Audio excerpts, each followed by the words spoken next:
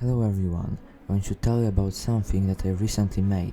I've done a Rayman Origins iOS speedrunning spreadsheet. I think this project can be interesting for people who like speedrunning Rayman games and so on. So, at first, all the links are in the description of this video.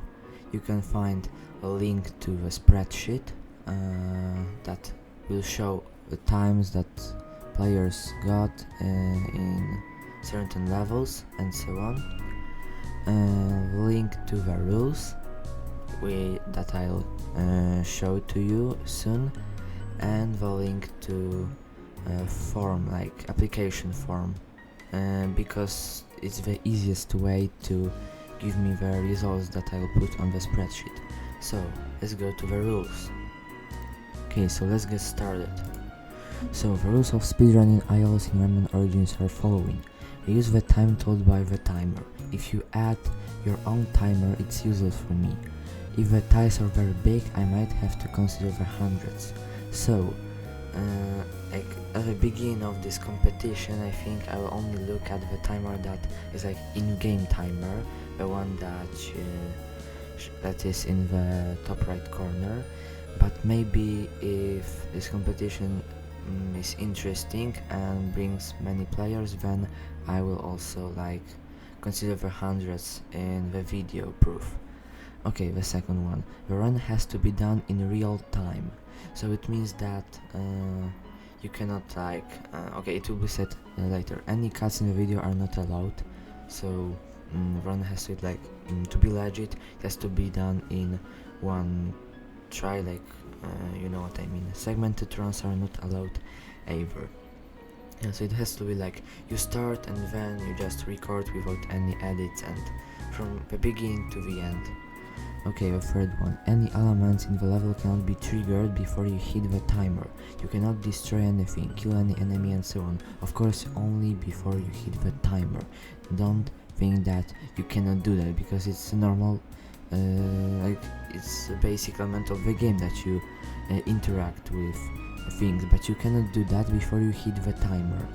You know, this timer that triggers the speedrun, beat the time mode in this game. Sometimes even walking a bit further and then coming back can change the gameplay. For example, on the beginning of 10-2, if you walk on the first platform, it makes the clouds start working. Yeah, so you can't walk to the right and then go back and hit the timer, because it also can trigger some situations, and it will be just useless, because every try you would have to change everything in the level. However, you can wait in place and hit the timer later, as long as it doesn't trigger any events.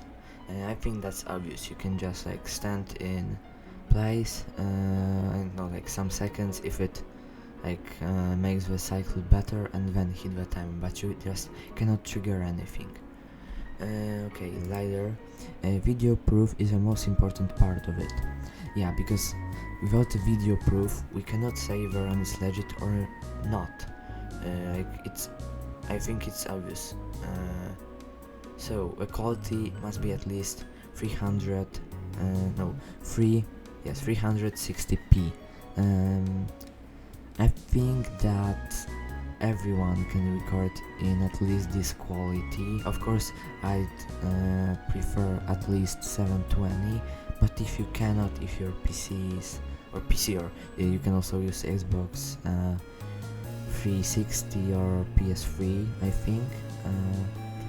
But I think it can record in this quality. Frame rate of at least 30 FPS, but I prefer 60 FPS to 30, because the video is much more clear and it also looks better. The screen has to be recorded with a screen capture program. You cannot, for example, set a camera near the screen and then record it. Yeah, you just have to use a software that can record your screen. You cannot use other camera just recording your monitor, because then I cannot say if it's legit or not, because you can use many things that you cannot see that on video like that.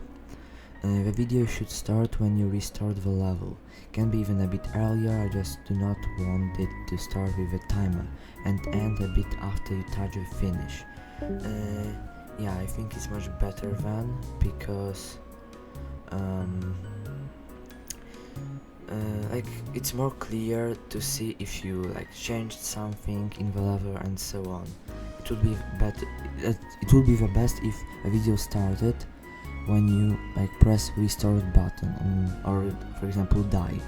Yeah, and finish. Of course, it has to finish after you hit the like stopping timer. And only solo runs allowed. Yeah, it's solo speedrunning competition. Only one human can be like controlling the device, and also you cannot play like solo co-op, so you have two characters but controlling but only one human controls them, so you can only use one character and only can be one human. So I think that's it for the rules.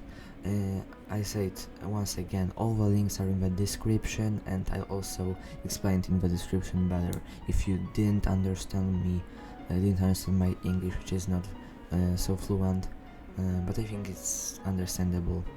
You can check everything in the description. So I think that's all. Thank you all for attention. Goodbye and good luck with that. Take care, see you soon.